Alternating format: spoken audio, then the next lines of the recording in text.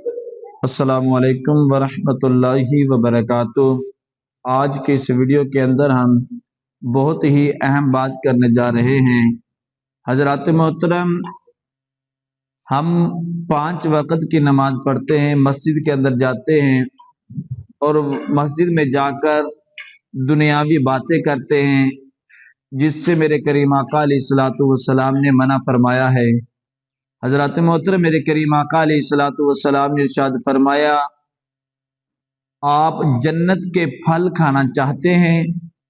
صحابہ کرام نے عرض کیا، یا رسول اللہ صلی اللہ تعالی علیہ وسلم، جی ہم جنت کے پھل کھانا چاہتے ہیں۔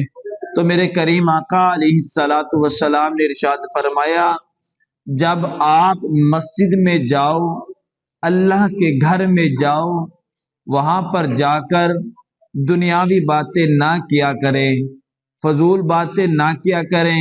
ادھر مسجد میں بیٹھ کر سبحان اللہ، الحمدللہ، اللہ اکبر، یہ تسبیحہ کریا کریں۔ جو شخص مسجد میں بیٹھ کر یہ تسبیحہ پڑھتا ہے، وہ شخص جنت میں وہ جنت کے پھل کھاتا ہے۔